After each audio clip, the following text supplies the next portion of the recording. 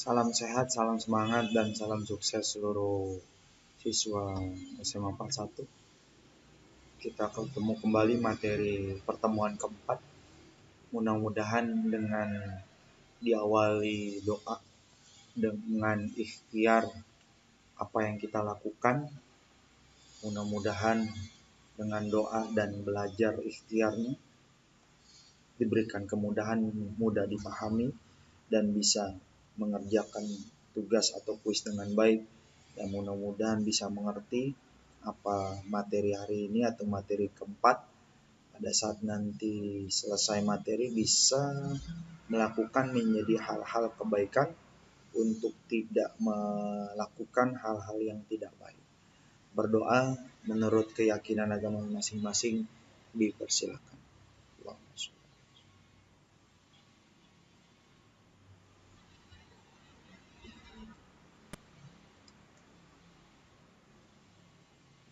Selesai. Alhamdulillah kita telah selesai doa. Mudah-mudahan dengan doa ini kita menjadi semangat belajar dan semangat meraih ilmu atau mendapatkan ilmu supaya lebih paham. Hari ini membahas tentang materi pertemuan 4 atau bab 4, menyampaikan opini perundungan. Secara logika, namanya perundungan terkenal sekarang nama bahasa asingnya yaitu bullying. Kalau dijadikan serapan namanya perundungan. Permasalahannya adalah pada saat Anda menyampaikan opini atau pendapat atau saran kepada orang atau kritikan kepada orang, itu bukan bentuknya suatu mengejek atau menghina atau yang menjadi memojokkan seseorang dengan kata-kata yang tidak tepat apa yang Anda berikan pendapat tersebut. Secara garis besar, yang Anda ketahui sebelum saya pindahkan ke slide berikutnya, di mana opini berarti yaitu suatu bentuk gagasan atau ide seseorang yang dia ketahui. Jadi jangan sembarangan kalau Anda memberikan pendapat tetapi dia belum mengetahui apa yang dia lihat langsung. Nah, itu tidak benar. Atau yang sekarang terkenal namanya hoax atau pemalsuan atau berita bohong. Namanya pendapat, berarti seseorang yang memberikan saran, seseorang yang memberikan kritik, seseorang yang memberikan pendapat, pastinya dia sudah mengetahui apa yang dia ketahuinya, apa yang dia lihat langsung, apa yang dia pernah alami. Makanya pada saat dia memberikan pendapat, ada hal-hal yang Anda harus pahami. Biasanya kalau Anda baca koran atau media internet, suka ada kalimat misalnya menurut Jarkasih. Itu kata menurut berarti pendapat Jarkasih. Yang seharusnya nama saya lengkapnya Muhammad Jarkasih. Kenapa ditulisnya hanya menurut Jarkasih? Karena nama pendapat langsung atau opini langsung, namanya kutipan langsung yang dibaca atau yang dia ketahui, jadi hanya ditulis nama belakangnya saja. Makanya ada menurut Jarkasih. Setelah itu menurut Jarkasih berarti ada kalimat yang dia sampaikan. Contoh, menurut Jarkasih SMA 41 banyak hal yang baik dari pendidikan yang dilakukan oleh semua guru dan peserta didik. Di antaranya lingkungan yang sehat, tempat pembelajaran yang asri. Kenapa asri? Karena banyak pohon-pohon atau tempat untuk siswa singgah belajar dengan adem, tenang, dan sebagainya. Nah, kalimat yang tadi menurut Jarkasih itu adalah kalimat lingkungan 41, berarti pakai kutip 2, tanda kutip atau petik 2, karena kutipan menurut pendapat saya langsung. Nah, permasalahannya sekarang banyak teman-teman suka lupa. Ternyata bukan menurut saja itu pendapat, kata kuncinya atau bahasa asingnya keyword. Jadi kata kunci selain opini itu ada kata kunci yang dimana ada namanya menurut bisa mengatakan, bisa berkata, bisa mengucapkan, atau yang sering kata dasarnya ucap atau ujar dan sebagainya. Itu kata kuncinya. Tetapi bisa juga tanpa ada kata kunci menurut. Tapi di dalam kalimatnya seperti ini. Jarkasi akan bahagia mengajar di SMA 41 karena dapat membuat pembelajaran lebih asik, lebih menyenangkan, lebih menghibur, lebih tertantang, supaya peserta didik semangat dalam belajar. Menurut teman-teman sendiri atau menurut siswa sendiri, pendapat yang tadi saya sampaikan itu opini atau fakta? Coba pikirkan baik-baik. Saya yakin pasti jawabannya suka berbeda nih. Contoh kalimat yang saya tadi buat. Kalimat tersebut berarti bukan fakta, tetapi opini. Kenapa opini? Karena akan kata kuncinya. Berarti belum terjadi. Baru artinya menurut Jarkasi akan melaksanakan kegiatan belajar di kelas menyenangkan, terhibur, tertarik, semangat belajar. Itu baru wacana karena belum terjadi. Nah, itu yang Anda harus paham. Selain akan ada juga kata opini yang bukan hanya kata kunci. Menurut, ucap, ujar, mengatakan. Bukan hanya akan saja. Contoh, misalnya. Jarkasi memprediksi SMA 41 2030 nanti akan lebih bagus hasil rapor pendidikan karena kualitas peserta didiknya lebih baik yang masuk ke sekolah SMA 41. Itu juga sama. Karena Anda mengatakan itu fakta, salah. Kenapa salah? Karena di situ ada kata memprediksi, berarti baru memperkirakan. Berarti bukan fakta atau kita sebut namanya opini. Bisa juga mengira-ngira. Itu juga sama. Bagian dari satu hal namanya opini. Sekarang kita fokus ke bagian contoh perundungan. Jadi opini yang membuat suatu bentuk hal perundungan, tetap kritiknya yang yaitu pastinya bijak. Contoh, peserta didik setelah makan di kantin atau di kelas, segera buang sampah pada tempatnya. Bukan buang di dalam laci meja belajar kelas. Itu memberitahukan kepada peserta didik bukan membuli, tetapi opini supaya memberikan pesan yaitu yang baik kepada peserta didik supaya buangnya pada tempatnya, itu tempat sampah. Tetapi kan banyak siswa setelah makan membuang sampahnya bisa di depan kelas, bisa juga bukan masukkan ke tong sampah, taruh di lantai dan sebagainya. Jadi membuat kalimat opini itu bukan harus pakai kata kunci. Banyak contoh-contoh opini tetapi berupa kebaikan karena bukan perundungan negatif, perundungan positif. Contoh lain. Peserta didik SMA 41 banyak hal-hal positif di bidang non-akademik. Nah, kenapa saya katakan kalimat itu? Karena memang itu terbukti. Akademik SMA 41 saat ini misalnya menjelaskan bahwa akademiknya minim. Tetapi non-akademik lebih dominan karena banyak prestasi-prestasi di luar bidang akademik seperti ekskul taekwondo, pencaksilat, futsal, jurnalistik, dan sebagainya. Atau ekskul-ekskul yang lainnya, tari. Nah, itu bentuknya fakta kan? Bukan opini perundungan. Tapi kalau ada kalimat perundungan lagi, misalnya yang negatif, contoh.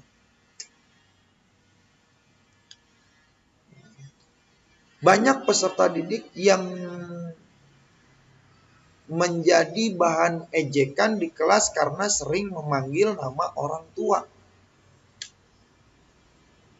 Nah, itu namanya perundungan. Kenapa perundungan? Karena dia arti peserta didik di kelasnya sering memanggil nama orang tua, padahal sudah SMA. Tetapi banyak siswa yang di kelas masih memanggil atau mengejek nama orang tua. Nah, itu kan kurang tepat, padahal seorang pelajar atau peserta didik. Nah, ini siswa harus paham nih, mana yang penggunaan tepat, mana penggunaan yang tidak tepat. Contoh lain, perundungan tapi positif, opini positif. Peserta yang baik harus datang tepat waktu dan berpakaian yang rapi. Nah, itu namanya opini positif, bukan perundungan. Jadi perundungan di sini harus digarisbawahi atau underline. Jangan sampai siswa atau peserta didik menggunakan hal-hal yang kotor atau hal-hal yang kasar, hal-hal yang negatif, yang akhirnya menimbul perasaan teman lainnya di kelas yang akhirnya menjadi bahan ejekan, nanti akan menjadi bentuk pasal dinamakan yaitu Undang-Undang ITE. Karena sekarang ada zamannya digital, jadi jangan sembarangan mengejek sembarangan tempat, entah di kelas atau di media sosial, yang akhirnya dilaporkan oleh pihak orang lain atau anak tersebut atau orang tersebut. Itu sekilas prolog di bagian awal supaya teman-teman atau peserta didik paham maksud menyampaikan opini tentang perundungan.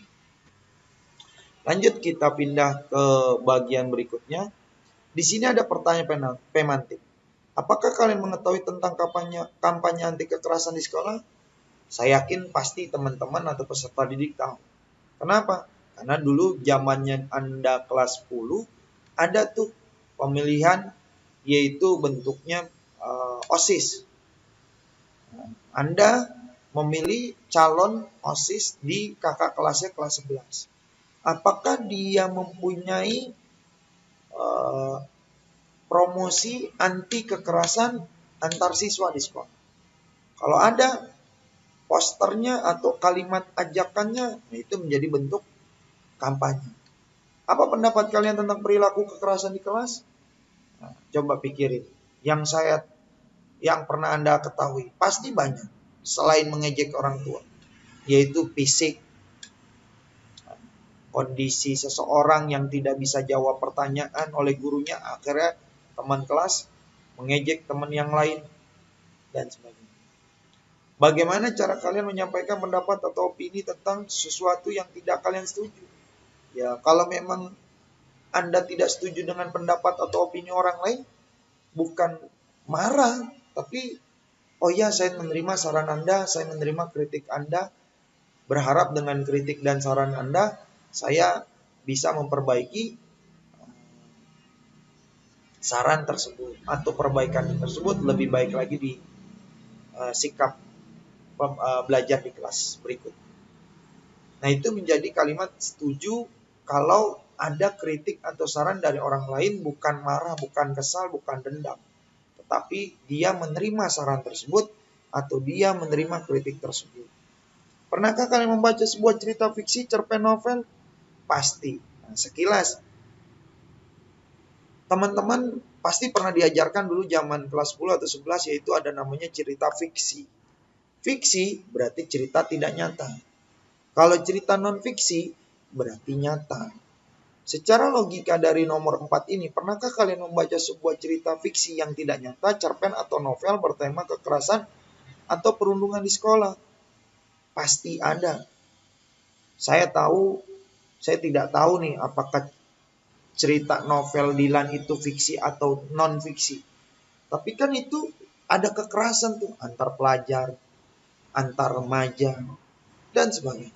Itu sekilas contoh buat teman-teman paham. Kalau ceritanya nyata berarti sesuatu yang terjadi. Misal contoh biografi B.J. Habibie yang sudah ada novelnya, atau biografi B.J. Habibie Presiden Republik Indonesia lalu dijadikan film 2 kali, film B.J. Habibie yang ditayangkan di bioskop. Nah itu bisa tuh dijadikan fakta, tapi tidak nyambung dengan perundungan. Kenapa tidak nyambung dengan perundungan? Karena di dalam novelnya dan di dalam filmnya tidak ada hal-hal perundungan atau bullying.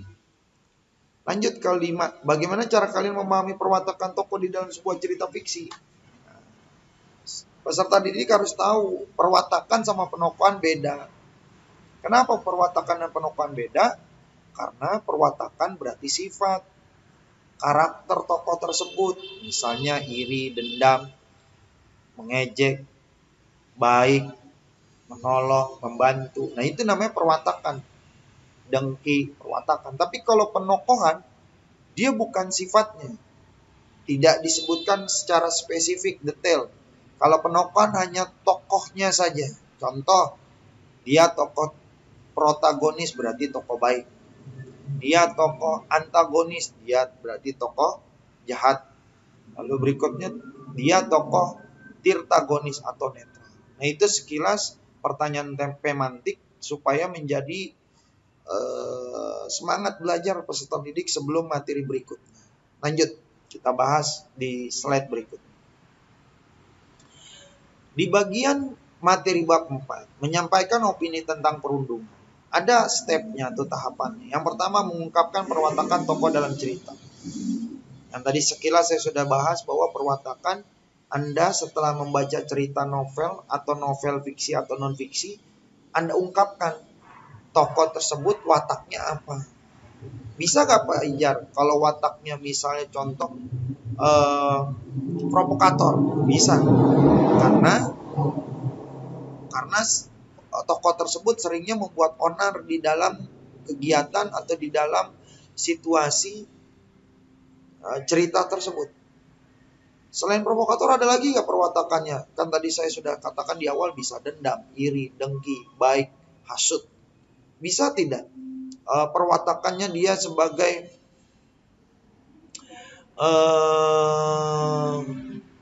korban bullying. Bisa. Kenapa? Padahal dia orang baik tetapi kena korban terus bullying di kelas, atau di tempat umum, atau di kantor, atau di mall, atau dimanapun. Jadi di dalam ceritanya di situ tokohnya dibully terus oleh pihak tokoh si A. Baik fisiknya, baik bicaranya, baik dalam penampilannya. Watak tokoh itu sering dibully karena korban dan sebagainya. Lalu di bagian berikutnya, di bagian B, itu ada menulis tanggapan tentang perundungan secara kreatif.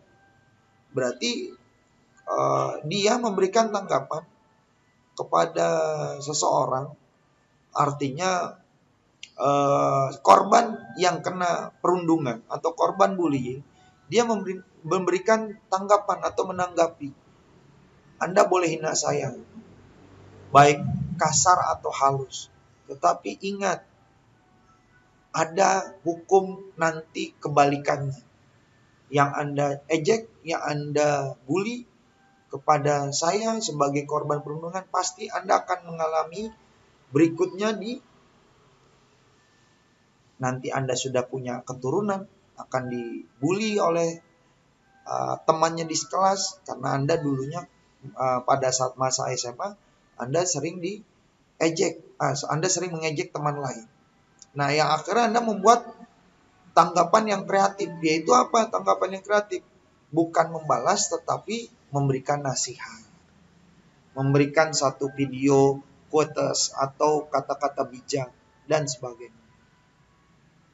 Lalu yang ke-C, menyimpulkan bacaan dengan tampilan grafis. Berarti Anda membuat bentuk hal, yaitu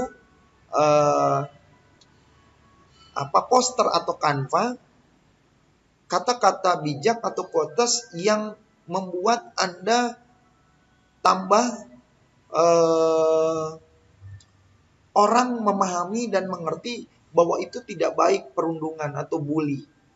Nah, makanya dia membuat satu bentuk desain. Desainnya bisa poster, bisa Canva, atau video pendek, atau short.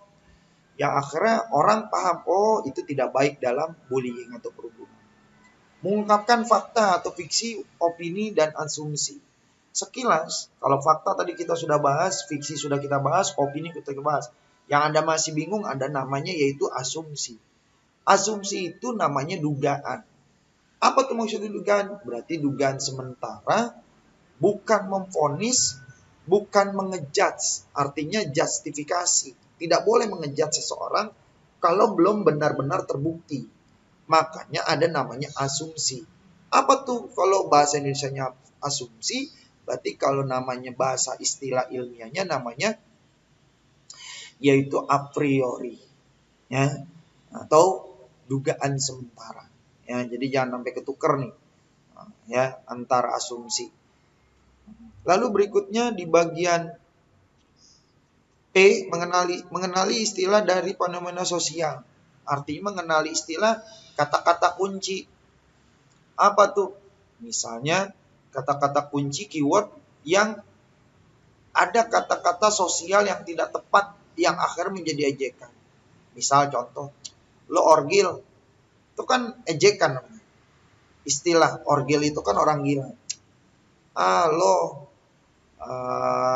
tell me, telat mikir. Nah, itu juga tidak boleh. Kenapa? Karena itu menjadi fenomena sosial yang orang akan mengikuti karena kata-kata yang Anda ucapkan. Lalu berikutnya menjelaskan kembali instruksi dan informasi secara akurat. Berarti faktual. Berarti yang Anda buat menjadi bentuknya yaitu faktual dan terbukti. Lanjut. Mahir menggunakan tanda baca. Berarti nanti Anda membuat suatu bentuk poster kata-kata bullying pastinya menggunakan huruf tanda baca. Tanda baca itu ada banyak. Bisa huruf kapital, bisa tanda seru, bisa tanda tanya, titik, koma, dan sebagainya. Kita lanjut ke slide berikut. Gambar ini suatu bentuk poster yang memberikan kepada kita bahwa itu seorang pelajar atau seorang wanita yang mengatakan stop, berhenti untuk bully atau perundungan. Nah, itu menjelaskan bahwa tangannya ada banyak tuh gambar bayangan tangan. Bayangan tangan di contoh itu menjadi hal penting bahwa bukan satu yang membuat stop, yaitu teman-teman sekitarnya atau orang lain yang di sekelilingnya harus stop untuk membuli teman lain. Jangan iseng, jangan mengejek dan sebagainya. Nah, itu tadi saya sudah bahas yaitu poster perundungan. Kita lanjut ke bagian berikutnya. Materi di bagian 4 ada penjelasan di mana perilaku kekerasan di sekolah semakin mengkhawatirkan sehingga mendapat sorotan dari pemerintah dan masyarakat. Beberapa aksi perundungan bullying yang dilakukan sesama peserta didik di sekolah ada yang menimbulkan korban jiwa. Itu pernah pasti ada di Jakarta atau di daerah dan sebagainya. Yang akhirnya menjadi korban trauma, tidak masuk sekolah atau tidak ingin sekolah lagi karena teman kelasnya sering mengejek teman atau korban yang sering dibully. Oke, kita berpikirnya enak memang membuli atau enak memang bully teman sekelas. Tapi ingat baik-baik teman-teman. Karena mental seseorang belum semuanya kuat. Artinya mental psikologis seseorang atau yang dibullyingnya itu berakibat, mohon maaf, dia tidak kuat dengan bullying tersebut, akhirnya dia tidak sekolah. Mohon maaf, bisa jadi dia tahu-tahu berdoa kepada Tuhan karena orang yang dizolimi, orang yang merasa disakiti, itu paling cepat doanya dikabulkan oleh Tuhan. Karena dia tidak pernah bersalah, dia tidak punya salah sama orang lain, tetapi dia diejek terus sama oleh temannya. Nah, itu yang akhirnya Anda nggak berpikir panjang kepada teman-teman atau peserta didik yang lain, bahwa yang sering ngebully, dia nggak tahu doa orang yang dizolimi itu paling cepat doanya dikabulin. Ya akhirnya orang tersebut mendoakan, Anda nanti setelah lulus nggak akan dapat jodoh, Anda setelah lulus tidak akan dapat pekerjaan, Anda setelah lulus tidak dapat perguruan tinggi negeri. Itu bisa jadi karena Anda tidak pernah mengintrospeksi diri bahwa doa yang orang yang terzolimi berarti orang itu teringat masa-masa pada saat dia di sekolah dibully sama temannya, ya akhirnya dia berdoa secara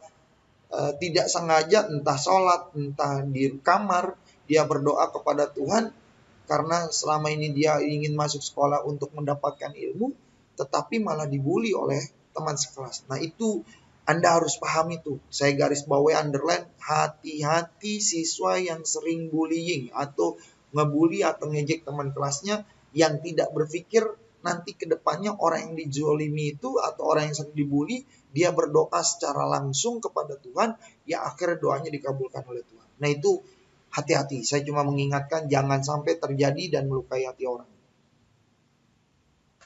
Lalu berikutnya, di bagian A tadi kita udah bahas mengungkapkan perwatakan atau cerita. Nah, berarti nama perwatakan namanya intrinsik. Intrinsik berarti ada banyak. Ada tema. Tema itu berarti gagasan pokok cerita yang Anda baca. Misal, contoh, novelnya judulnya misalnya Orang Tua. Berarti temanya bukan orang tua. Kebaktian anak kepada orang tua. Artinya setelah dia baca dari novel halaman 1 sampai halaman 100, setelah dia baca menyeluruh atau memahami lengkap, baru dia menyimpulkan, oh gagasan pokoknya atau tema novel tersebut adalah kebaktian atau bakti seorang anak kepada orang tua. Nah, itu contoh. Apalagi Pak Ejar? Alur. Alur berarti menjelaskan jalannya cerita. Namanya jalan cerita berarti bisa maju, bisa mundur, bisa campuran. Maksudnya berarti kalau maju berarti menjelaskan yaitu kronologisnya maju ke depan. Seperti apa Pak Ejar? Contoh film yaitu apa ya yang biar Anda pahami 5 cm, novel 5 cm. Itu kan menceritakan kronologis, bukan mundur. Nah, kalau yang berikutnya cerita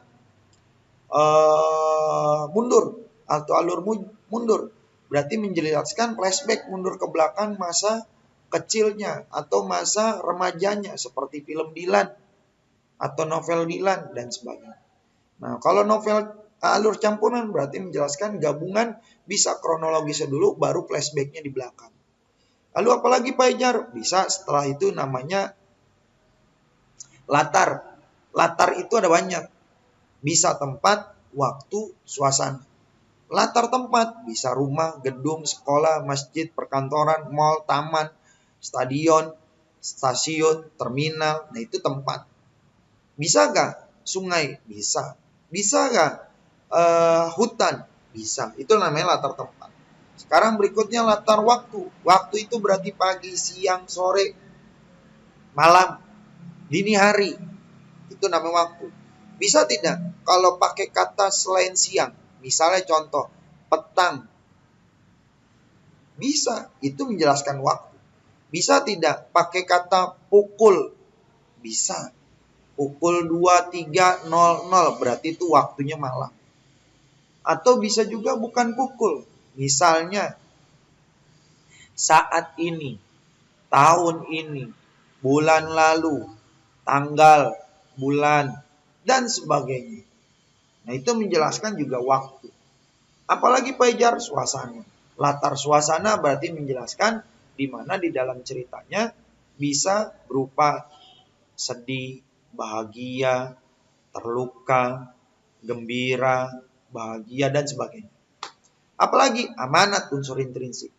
Amanat berarti menjelaskan pesan yang disampaikan oleh pengarang kepada pembaca, maksud isi ceritanya seperti itu. Nah, berarti Anda sebagai pembaca membuat satu pesan setelah membaca itu beda dengan tema. Artinya lebih luas daripada tema. Itu sekilas. Sudut pandang itu juga sama, unsur intrinsik. Kenapa tuh unsur intrinsik? Berarti sudut pandang. Kalau bahasa yang Anda pahami, saya yakin ada yang ingat, ada yang lupa. Namanya bahasa Inggrisnya point of view. Berarti sudut pandang orang lain atau pengarang atau penulis. Sudut pandang terbagi dua, orang pertama sama orang ketiga. Orang pertama berarti pelaku utama, kalau orang ketiga berarti yaitu serba tahu. Nah, cirinya beda tuh. Kalau orang pertama, contoh kata kuncinya aku, saya. Berarti kalau dikategorikan seperti namanya autobiografi. Penulis menulis biografinya diri sendiri. Kalau orang ketiga, kata kuncinya biografi. Berarti penulis menulis biografi orang lain. Kata kuncinya ia, dia, mereka, dan sebagainya. Apalagi Pajar, apakah ada lagi unsur intrinsik? Ada, yaitu perwatakan nama penokohan yang tadi kita bahas. Perwatakan berarti sifat tokoh tersebut. Kalau penokohan, tadi kita udah bahas protagonis, antagonis. Lalu ada lagi satu yang Anda lupa, unsur intrinsik. Namanya yaitu gaya bahasa atau bermakna kiasan. Misalnya berarti majas. Di dalam cerpen atau novel ada makna-makna kias. Misalnya tangisannya sampai mengeluarkan bola matanya. Nah, itu kan majas berlebihan atau hiperbola. Dan masih banyak majas-majas lainnya. Seperti apa Pak Ijar? Majas misalnya Raja Ufuk terbit di timur. Berarti itu menjelaskan matahari. Apa tuh mataharinya? Raja Ufuk. Terbitnya di barat dan sebagainya. Nah, itu unsur intrinsik. Apakah ada Pak Ijar mengungkapkan perwatakan tokoh dalam cerita di unsur ekstrinsik? Ada. Namanya unsur yang berada di luar karya sastra. Namanya ekstrinsik. Kalau intrinsik berarti di dalam karya sastra. Apakah ekstrinsik itu selalu pasti ada di dalam cerpen novel? Ada, tergantung yang akan dibahas. Kalau ekstrinsik berarti ada nilai budaya, berarti bentuknya itu adat istiadat kebiasaan yang ada di sekitar wilayah tertentu. Misal contoh kebiasaan budaya Betawi kalau menikah anaknya atau anak keturunannya dengan mengundang ondel-ondel, palang pintu, petasan dan sebagainya. Kalau ada orang yang menikah budaya Jawa, biasanya ada siraman, pecah telur, dan sebagainya. Lalu banyak nilai-nilai budaya yang lain dari daerah masing-masing. Apalagi Pak Ijar, nilai psikologi, yaitu kejiwaan. Artinya mental seseorang yang ada di dalam tokoh tersebut. Apakah ada korban bullying? Nah, itu bisa tuh. Namanya nilai psikologis. Bisa juga tadi perwatakan. Lalu berikutnya ada lagi namanya nilai sosial. Arti nilai sosial berarti membantu, menolong, dan sebagainya. Nah, itu sekilas bagian yang Anda ketahui ada namanya intrinsik dan ekstrinsik. Supaya teman-teman lebih paham, nanti dihubungkan dengan buku atau bacaan yang Anda dapat dari berbagai sumber. Sekilas saya sudah jelaskan intrinsik dan ekstrinsik. Terakhir, sebelum saya akhiri materi hari ini, supaya teman-teman bisa menjawab soal kuis dengan baik, karena materi 4 kuisnya lebih susah dan pastinya lebih bingung menjawabnya, tinggal teman-teman memahaminya atau memaknainya. Yaitu di bagian, tadi saya sudah buka,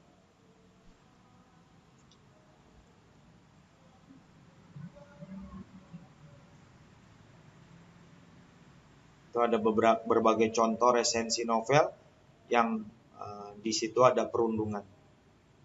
Saya membahas di bagian tanda baca supaya teman-teman bisa memahaminya.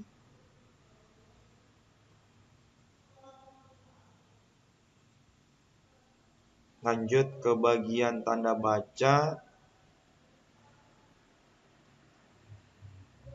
di bagian tadi kita bahas tampilan grafis nih yang tadi kita bahas. Jadi sifatnya marah, pandai beralasan, tampak, kenali ciri-ciri perilaku bullying.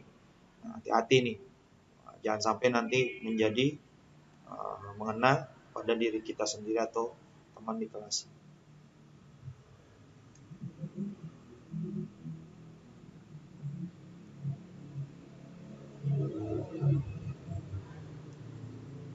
Nah, istilah-istilah seperti disabilitas itu kan nama istilah, ya, keterbatasan fisik dan sebagainya. Nah, yang tadi saya janji menggunakan tanda baca. Perhatikan 3 kalimat berikut. Kalau Anda lihat, saat ini cyberbullying perundungan siber, termasuk sejenis perundungan yang mengkhawatirkan. Nah, di dalam ketiga kalimat tersebut dapat istilah dalam bahasa Inggris. Keduanya digunakan bersama dengan tujuan memperkenalkan padanannya dalam bahasa Indonesia. Kalian menemukan bahasa ada tanda petik tunggal, ada buka kurung, ada garing. Untuk memahami penggunaan membaca, bacalah penjelasan berikut. Kita buka nih. Tanda petik tunggal berarti mengapit makna. Sedangkan tanda kurung berarti menjelaskan, yaitu tambahan keterangan. Kalau tanda garing atau garis miring menjelaskan bagian atau. Nah, kalau Anda lihat di dalam 3 contoh kalimat tersebut, jangan sampai salah tuh penggunaannya. Kenapa? Kalau bullying berarti bahasa Inggris, berarti italic. Nah, itu Anda harus pahami. Kalau disabilitas itu bukan bahasa Inggris karena udah menjadi kata serapan atau dipabel. Nah, itu juga sama serapan. Jadi makanya tidak pakai italic, tegak saja. Itu sekilas. Apabila ada yang tanyakan, silakan di video pembelajaran ini. Nanti kita buka diskusi di kelas supaya teman-teman paham apa yang saya jelaskan dan bisa menjawab soal ujian dengan baik. Terima kasih. Mohon maaf apabila banyak kekurangan dalam pembelajaran video ini. Saya yakin siswa SMA PAS 1 bisa mengerti, bisa memahami materi opini perundungan, dan pada saat nanti kuis bisa menjawab dengan baik. Terima kasih, mohon maaf, salam sehat, salam sukses, salam semangat belajar. Jangan lupa ibadah, jangan lupa doa. Itu ujung akhir untuk Anda menjadi orang sukses. Assalamualaikum warahmatullahi wabarakatuh.